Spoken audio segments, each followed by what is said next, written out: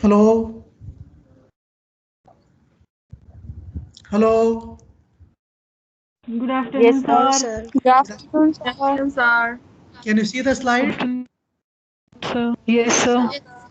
Okay, we'll start now.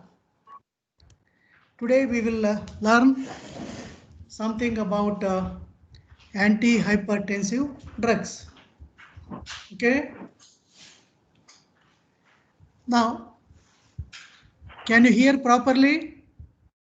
Yes, sir. Yes. Yes, Yes, sir. You are also seeing the slide? Yes, sir. yes, Okay. sir. Okay. Yes, sir. Yes, hypertension, it is not a disease, but it is an important risk factor.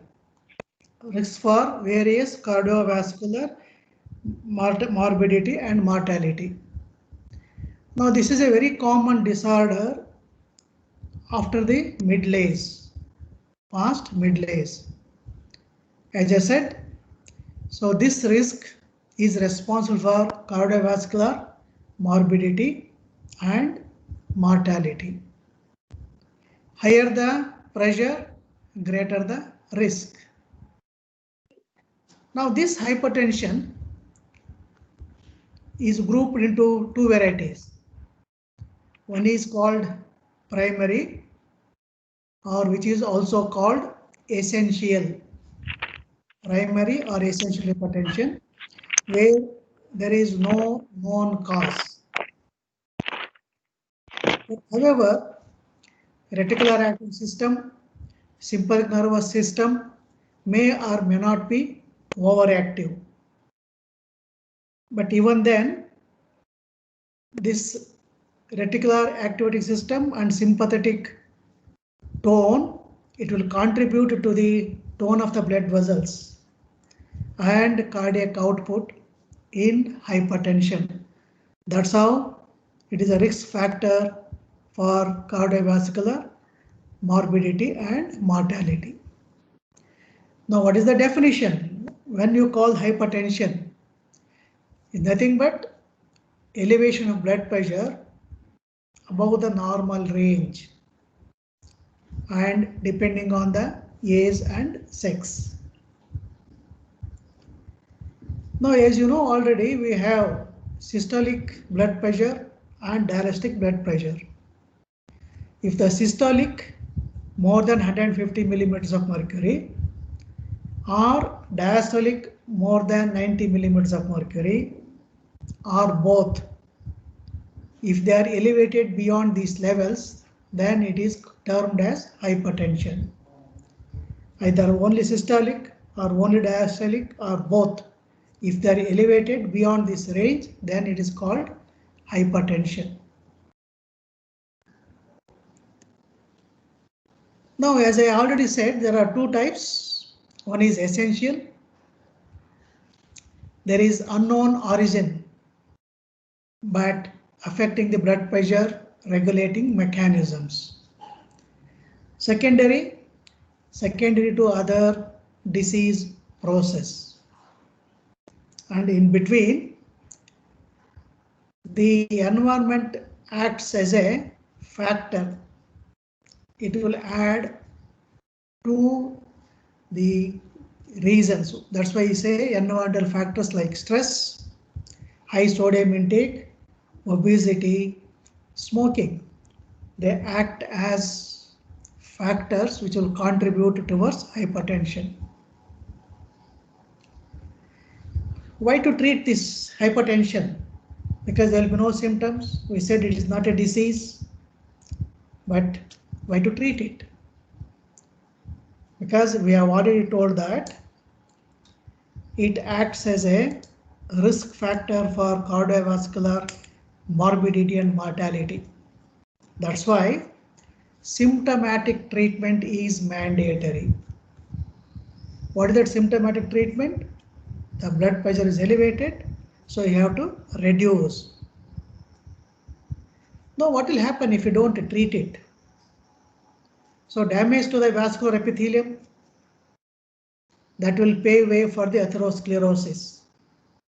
And atherosclerosis will lead to ischemic heart disease and cardiovascular accidents. Then hypertension will increase the load on the heart, and that can lead to congestive heart failure. Untreated hypertension will lead to nephropathy. This is because of high intraglomerular pressure. So, hypertension, even if it is asymptomatic, that means the person does not show any signs or any symptoms, but only on successive 3 readings. It shows persistent elevation either of the two or both. That hypertension, even though it is symptomatic, it should be treated. So, symptomatic treatment is mandatory. Now for this, there are guidelines. These are called management guidelines. Where to refer? Periodically, the parameters may be changed, and periodically the drugs also changes in their priorities. That's why whatever we learned, that is not the thumb of the rule after few months or few years, because these guidelines based on observations and also epidemiological studies conducted on multi-centers across the globe. And what are these guidelines? One is called JNC 7. That is nothing but 7th report of Joint National Committee of USA. What is the objective of this Joint National Committee? Prevention, detection, evaluation, and treatment of high blood pressure. Then JNC 8, evidence-based guideline for management of high blood pressure in adults. Evidence-based guidelines for management of high blood pressure. Then NICE 2011, National Institute for Healthcare Excellence from UK. What is their objective? Hypertension in adults, its diagnosis and management. Then WHO ISH, that is World Health Organization and International Society of Hypertension. Now these are the some bodies recognized worldwide, international recognition, and they will be continuously doing epidemiological survey, research, observations, etc. And based on that, periodically they will release the guidelines, and those guidelines will be the reference points for diagnosis, treatment, and also management. Now, as I said, there is no definite cause for the hypertension. That's why we say essential hypertension. That's why to treat that hypertension, there is no single drug. Groups of drugs involved, because reticular active system and sympathetic activity, they contribute for the cardiac output and also tone of the blood vessels. These are the basic mechanisms which will regulate the blood pressure. That's why there are so many drugs, so many groups of drugs which will interfere with RAS and also sympathetic tone. That's why, since there is no definitive cause, so there is no definite single drug for a treatment of hypertension. So groups of drugs. What are these groups? Diuretics. Diuretics, a group of drugs which enhances increase of secretion of urine. So through that, it will eliminate salts, particularly sodium, potassium, chloride, etc. along with water. And as you know, they are classified as thiazide-diuretics, high-ceiling diuretics, and potassium-sparing diuretics. And you have already studied them in your different classes. Next group of drugs is, they are called ACE inhibitors, angiotensin converting enzyme, which is its main responsibility is to maintain RAS system, reticular activating system. So angiotensin converting enzyme inhibitors. Examples: captopril, lisinopril, enalapril, ramipril, and fascinopril. Next is angiotensin 1 receptor blockers. So this angiotensin, it will act through receptors, angiotensin 1 and angiotensin 2 receptors. So you are blocking those receptors, particularly angiotensin 1 receptor blockers like losartan, candansetron, valsartan, telmisartan, etc. Next group of drugs, centrally acting. That means which will try to reduce the sympathetic outflow. Example, chlorine, methyl, dopa. Then beta adrenergic blockers.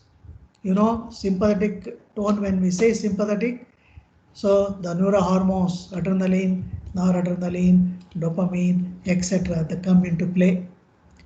And they act through alpha receptors and beta receptors.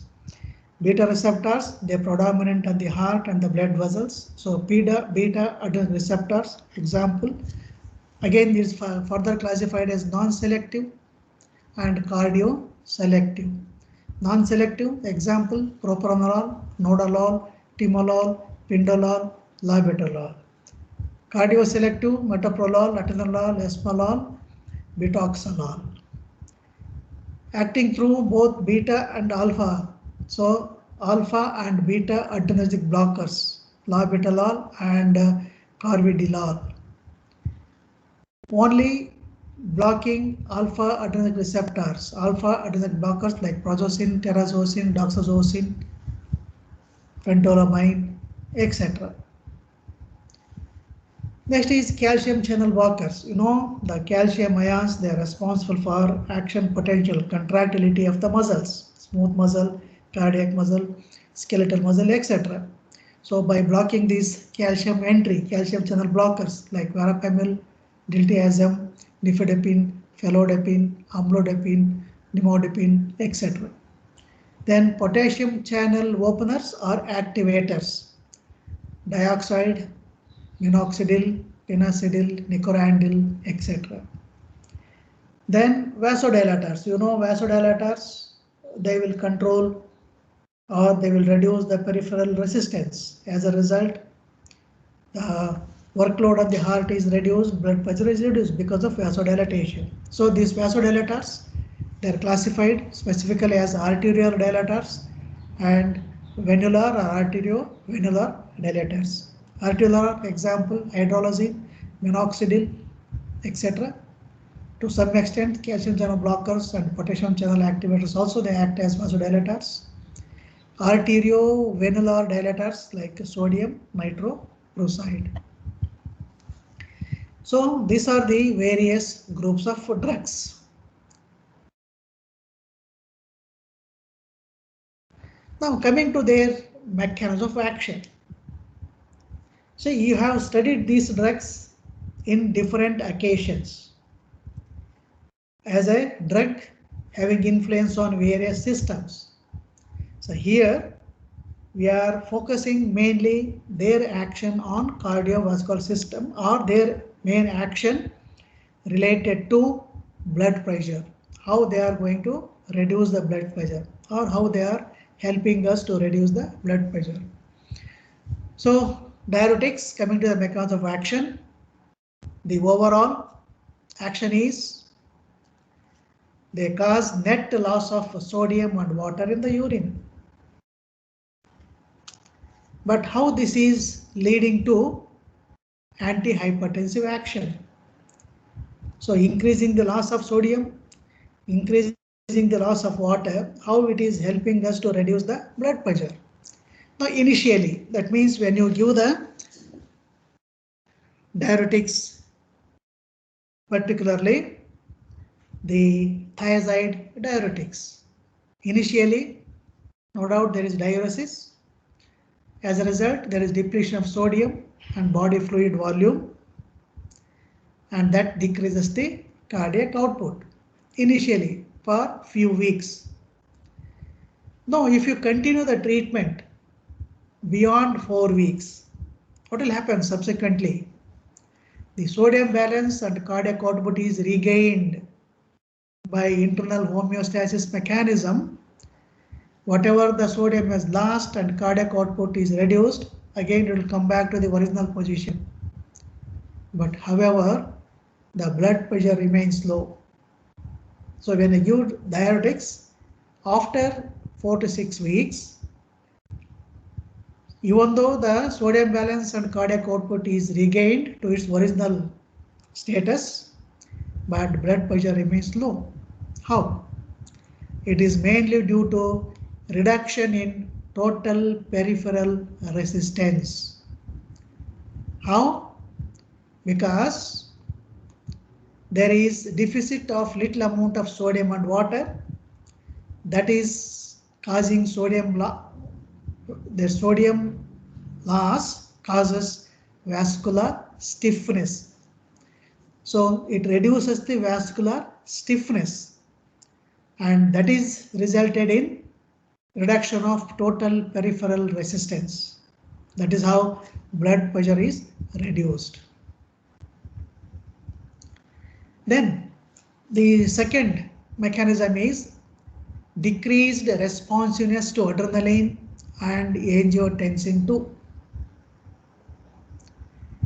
Then similar effect is seen with the sodium restriction. So by sodium restricting, stiffness is reduced, and also responsiveness of the vessels to adrenaline and angiotensin II is also reduced. And even though it reduces the blood pressure, but there is no postural hypotension. It will not affect the blood pressure when you change your position from sitting to standing, walking, because there is no effect on the capacitance vessels.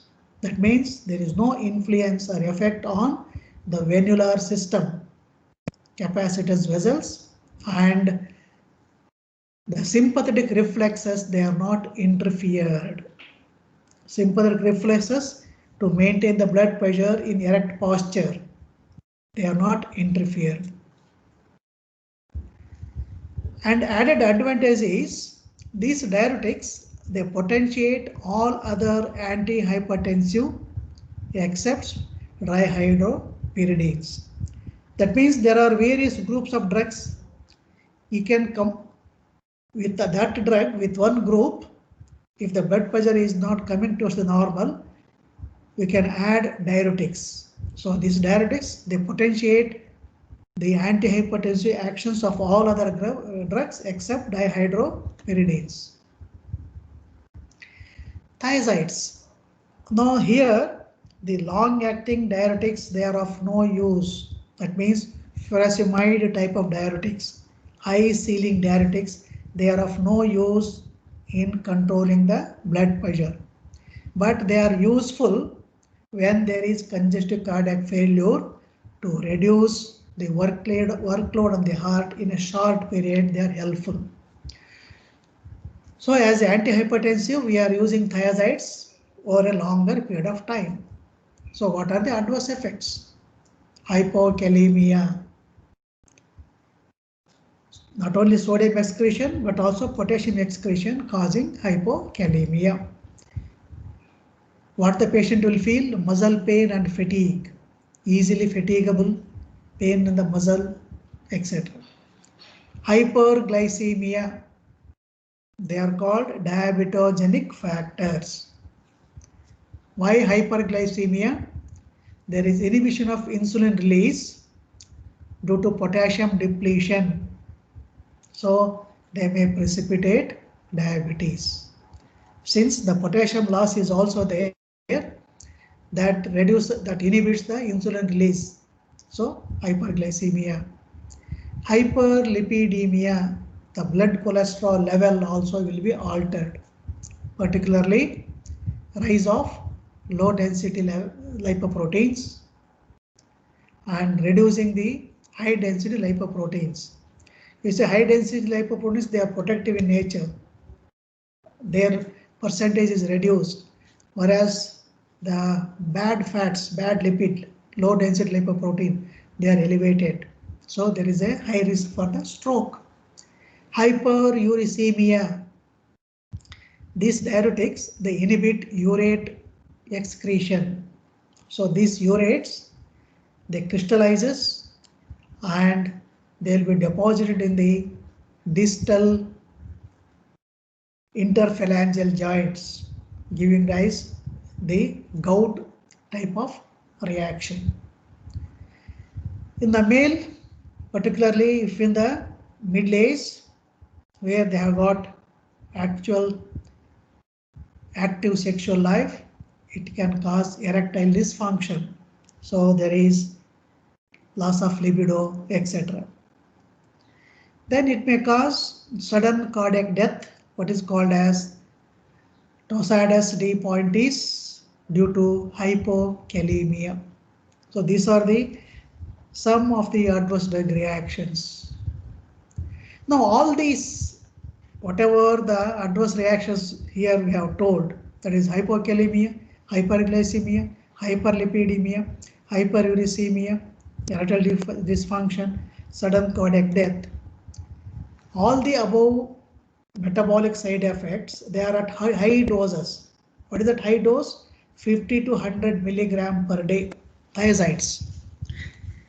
But if you give them at the minimal or the low dose, like 12.5 or maximum 25 milligrams, these adverse effects are minimal.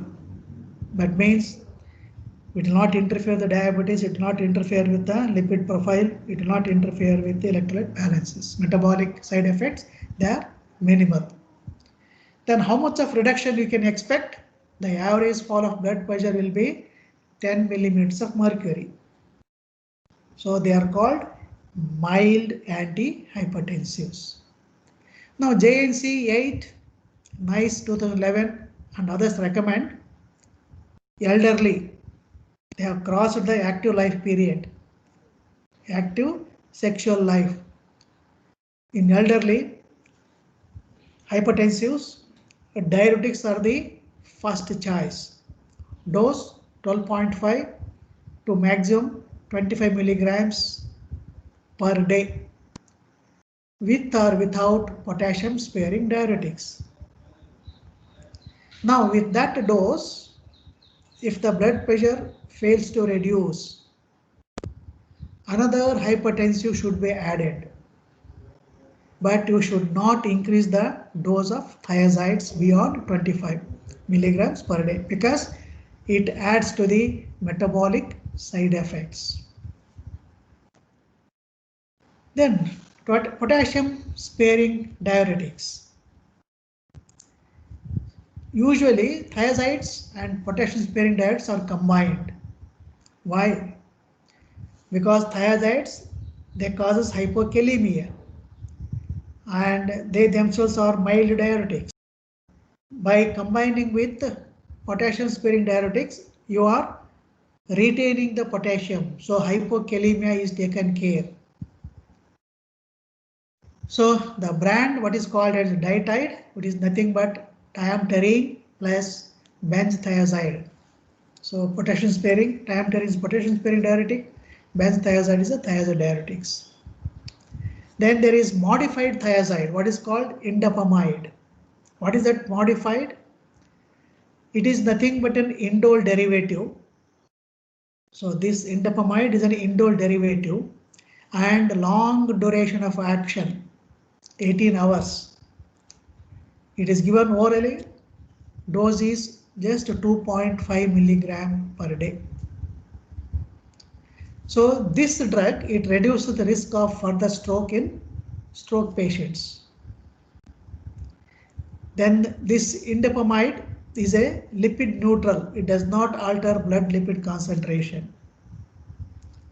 Other adverse effects remain same. So with this small dose, it will not interfere much. The thiazides, loop diuretics, they are not useful for chronic control. They are not useful for long-term use. Why?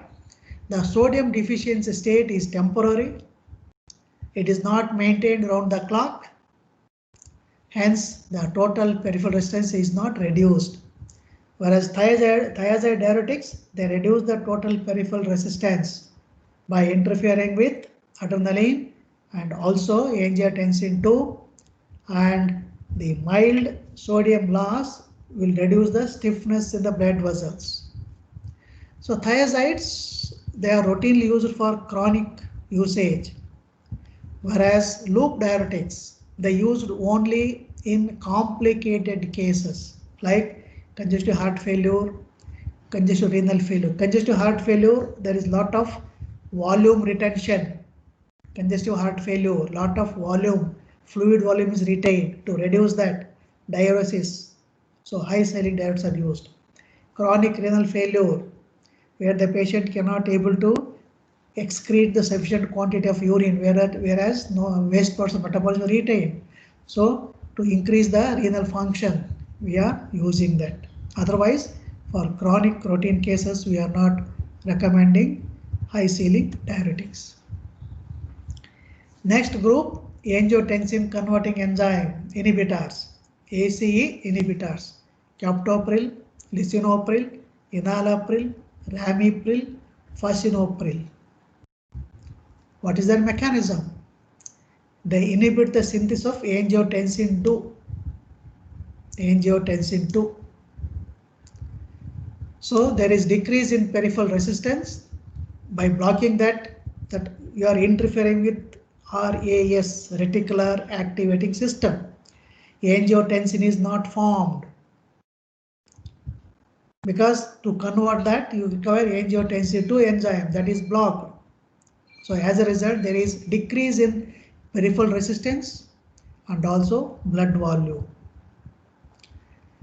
So this is the first choice of drug in all grades of hypertension, except bilateral renal stenosis. This is contraindicated in bilateral renal stenosis.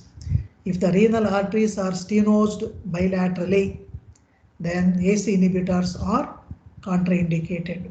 Otherwise, this is the first choice of drug in all grades. Grades means mild, moderate, severe, young or old. In all grades, this is the first choice of the drug. What are the advantages? Earlier we were telling diuretics, but now we are telling ACE inhibitors. Why? Because it has got certain advantages. What are that? In all grades we can use, whereas thiazides we can use only in the mild, because per day it will reduce or averages 10 millimeters of mercury only. But it causes other electrolyte and also metabolic adverse effects. So here, let us see what are the advantages of ACE inhibitors. No electrolyte imbalance. There we are seeing hypopotasemia, but here there is no electrical, no fatigue, no weakness, no postural hypotension. Don't interfere with sympathetic reflexes. No hyperuricemia. Thiazides, it is causing hyperuricemia.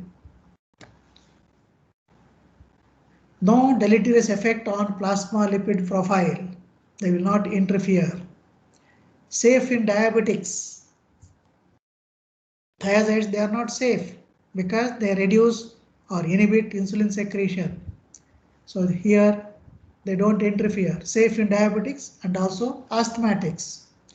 We'll say asthmatics, like drugs like beta blockers and other, they are not used in asthmatics. Then there is prevention of secondary hyperaldosteronism and potassium loss. Then reverse the ventricular hypertrophy and increase the lumen size of the vessels.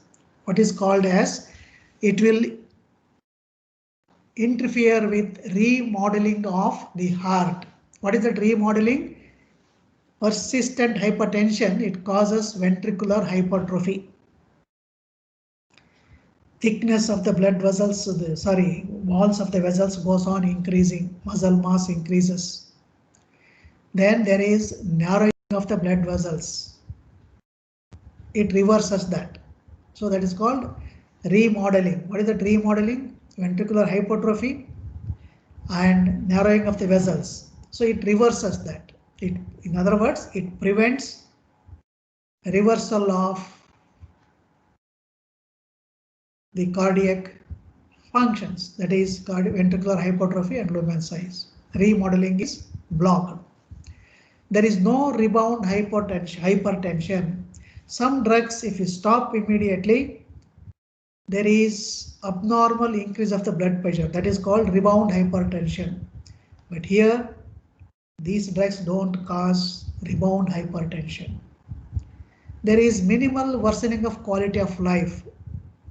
As I said, if the person is a young, active, highly dynamic person, it will not interfere in his activities. General well-being is maintained. Like let us say an office executive, it will not interfere in his, that means there is no mood change, there is no fatigue, etc. There is no hypotension, etc. Sleep, it will not interfere, and work performance extra will not be interfered. So minimal worsening of quality of life, QOL. Now, what are the particular advantages? They are the general particular advantages. Renal blood flow improvement. You know, whenever there is renal ischemia, that will stimulate the production of renin, and renin causes vasoconstriction. So here, that may be one of the reasons for the increase of blood pressure. So here, by increasing renal flow, it reduces the renin. Then diabetics, long-standing diabetes, it causes nephropathy, renal damage. It will retard the diabetic nephropathy. Similarly, optic nerve damage, it can also cause retinopathy. That is also prevented. As I said, regression of left ventricular and vascular hypertrophy. That means prevention of remodeling. So it acts as a cardioprotective. So it is a cardioprotective, nephroprotective, and ophthalmic protective, retinal protective. Now coming to the uses, effective in younger patients below 55 years. As I said, this is the first line of drug in all categories of hypertension in all types of patients except bilateral renal stenosis. Patient with diabetes, patient with nephropathy, patient with congestive heart failure, angina, MI, it can be used. Drug like enalapril or lisinopril, dose 2.5 to 10 milligram per day. Now, what is the adverse reaction? ACE inhibitors. That is dry cough, one and the only, that is a dry cough. Why? The conversion of angiotensin to enzyme, it increases the kinin levels, and that causes dry hypertension, dry cough. Then it causes angioedema, urticaria, and taste disturbances. Next comes angiotensin 1 receptor blocker, which are called ARBs. Examples: losartan, candansartan, valsartan, telmisartan. Now, what is the mechanism of action? Blocks the binding of angiotensin 2 to its receptors. You see, the ACE inhibitors, they prevented the formation of angiotensin 2. Now, these ARBs, they block the binding of angiotensin 2 to its receptor. What are these receptors? Angiotensin receptor 1 and 2. Predominantly, they block angiotensin 1 receptor. Theoretically, these drugs, they are superior over AC inhibitors. They are free from side effects because you know AC inhibitors, they cause dry cough, intractable. You cannot treat with any other medication. You have to stop AC inhibitors. But ARBs does not cause that dry cough because there is no interference with bradykinin and other ACE substrates. There is no angioedema, there is no urticaria, there is no chest disturbances, no effect on heart rate or cardiac reflexes, metabolic and prognostic advantages. So these are theoretically superior over AC inhibitors. Now clinical benefit ARBs over AC inhibitors. Clinically, ARBs, they are better because patient will be free from urticaria, angioedema, dry cough, etc. Now sometimes they may give the combination therapy. What is that? AC inhibitors plus ARBs. What will happen? There is total suppression of reticular activating system. Angiotensin 2 generated by non-AC mechanism, that is also blocked by ARBs. Then AC inhibitors, they produce bradykinin, whereas ARBs, they do not produce bradykinin. ARBs cause temporary increase of AETU, AC inhibitors, they block it. So ARBs indirectly activates angiotensin 2 receptor, whereas AC inhibitors, they will block angiotensin 2 receptors. So these drugs, they are proved useful in congestive heart failure, non-diabetic renal diseases, because hemodynamics and symptomatic benefit of congestive heart failure is also seen. They are, as I said, they are cardioprotective, they are nephroprotective. So this is the advantage of these drugs. Now coming to beta blockers. You see, all these drugs we might have studied in a different context. There you have studied all the effects of those drugs, but here these drugs, their action mainly focusing on related to blood pressure we are discussing. So beta blockers, as you said, non-selective and cardioselective. Now all these beta blockers, they are similar anti-hypertensive effect, whether cardiac, cardioselective or non-selective, they have got similar anti-hypertensive effect. What is that anti-hypertensive effect? Reduction in cardiac output, because they interfere with adrenergic system through beta receptors. So cardiac output is reduced, but initially there is no change in the blood pressure, but later on gradually there is adoption. Initially there is no change, but only cardiac output is reduced. Then what are other mechanisms which is going to help to reduce the blood pressure? They decreases the renin release from the kidney. Then they decrease the central noradrenal outflow.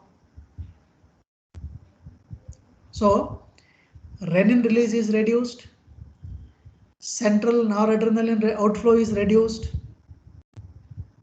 In addition, there is reduction of glomerular filtration rate and reduction of heart rate and cardiac output as far as non-selective is concerned.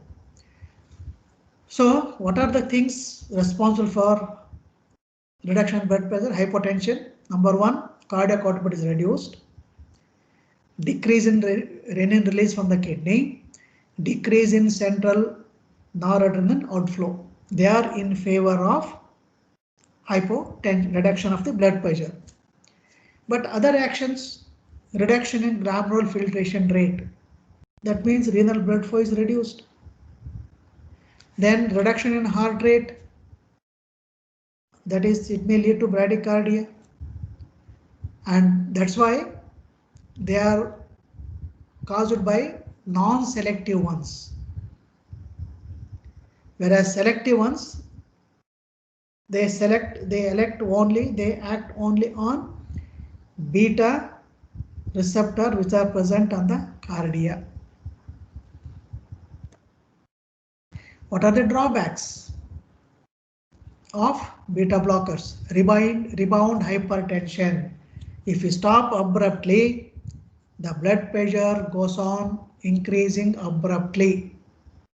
So beta blockers, they should not be stopped immediately. There is a rise in LDL and lowering of HDL. So that is not useful because LDL increased. It is a bad lipoprotein. Then impaired carbohydrate tolerance in diabetes. So they will alter the diabetic state. Because of that, there is fatigue, lethargy, and decreased work capacity. There is lots of libido which can cause impotence. Cognitive effects like forgetfulness, nightmares, etc. There is a difficulty to stop it suddenly because it causes rebound hypertension. That's why you have to use cardio-selective drugs, because these drugs, they will have minimum effect on the lipid profile and other things. There are contraindications. Heart block, partial or complete, because it reduces the heart rate. If already in cardiac block, that is the partial or complete heart block, heart rate is reduced. So they causes complete heart block. In asthma and COPD, they causes bronchoconstriction here. That's why they are not advised. Peripheral vascular diseases, they are contraindicated. Now, what are the advantages of cardio-selective over non-selective? Cardio-selective, they can be used in asthmatic patients. They can be used in diabetic individual. They can be used in peripheral vascular diseases. And they have got lower incidence of changes in the lipid profile. So preferably we should use cardio-selective. Next, come to the overall. What is your impression? Beta blockers, they are the first line preferred by majority. Why? No partial hypertension, no salt and water restriction, low incidence of side effects, low cost, cheaper when compared to once a day regime, cardioprotective potentials. Particularly, we are talking about cardio-selective drugs. And because of this, they are preferred in young, non-obese, patients with previous history of angina, and also after angina, post-anginal patients. Because these drugs, they reduces the cardiac output. They reduces the workload on the heart because they interfere with adrenal flow from the center, and also reduces the renin from the kidney. Then in post-infarct patients, when the patient is recovered from MI, these drugs, they prevent sudden cardiac death. They are preferred in congestive heart failure patients because they prevent progression. In older persons, carvedilol is preferred because it has got vasodilatory action also. In young patients, the beta selective, if the patient little older, carvedilol because it has got additional vasodilatory action. Next comes calcium channel blockers. Example, verapamil, diltiazem, nifedipine, amlodipine, etc.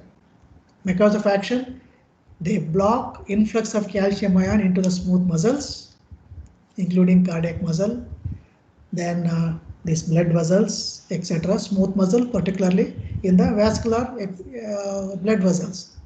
So relaxation of smooth muscle cells, So vasodilatation, it causes reduction of blood pressure.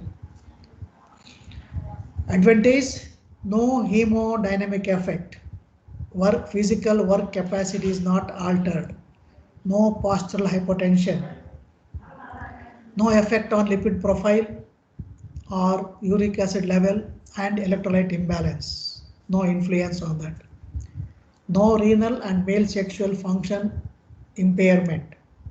Can be given in asthma, angina, peripheral vascular diseases, whereas the beta blockers cannot be given general in angina and PVD. Advantage of calcium channel blockers. There is no adverse effect on metabolic effects, whereas diuretics we have metabolic effects. No sedation, no CNS effects, no adverse effects on fetus. So they can be given in pregnancy, calcium channel blockers. Then minimal effect on quality of life, QOL. So they are also preferred drugs. Now, what is the current status of calcium channel blockers? When compared to AC inhibitors, when compared to diuretics, when compared to beta blockers, they are not the first line of drug. They are not the first line of drug. However, they are very close to the first line because of excellent tolerability, minimal side effects, and high efficacy. Preferred in elderly, and they can also prevent stroke. These calcium channel blockers, they are effective in low renin hypertension, peripheral vascular disease, bronchial asthma, COPD, and pregnancy. So they are next to AC inhibitors, preferential wise, next to AC inhibitors in inhibition of albuminuria and prevention of diabetic nephropathy. So AC inhibitors are nephroprotective because they prevent albuminuria, and calcium channel blockers, they are next to it. Alpha blockers, non-selective, alpha 1, example. Okay, thank you. I will do. Phenoxybenzamine and phentolamine, they are not used in chronic essential hypertension. These are all experimental drugs, but particularly clinical side, they are used in pheochromocytoma. That is non-selective, whereas the selective alpha blockers, they are used in essential hypertension. Non-selective pheochromocytoma, that is the tumor of the adrenal cortex, medulla. Selective prazosin, terazosin, doxazosin, they are used in essential hypertension. Prazosin is a prototype mechanism. It reduces the total peripheral resistance, and as a result, it will reduce the mean blood pressure, reduce the venomotor tone, and pooling of the blood is reduced, reduces the cardiac output, does not produce tachycardia because alpha 2 receptors, they are not inhibited. Autoregulation of noradrenaline release maintains intact. Adverse effects, postural hypotension. Therefore, you have to start with the minimum dose, 0.5 milligrams at bedtime. Then the dose can be increased once in a week or once in 3 to 4 days by 0.5 milligrams, and maximum dose is 10 milligram. And you have to instruct the patient, he should not get up immediately from sleeping. He can get up after 2 or 3 minutes. He can try to sit on the cot. After 2 or 3 minutes, he can stand. Then he can, after 2 or 3 minutes, he can start walking. Otherwise, postural hypertension, he may fall down. If you use only alpha, this prazosin, fluid retention.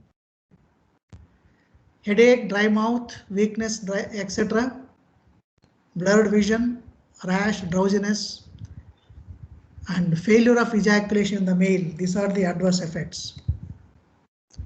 What is the current status? Alpha blocker, that is particularly alpha 1.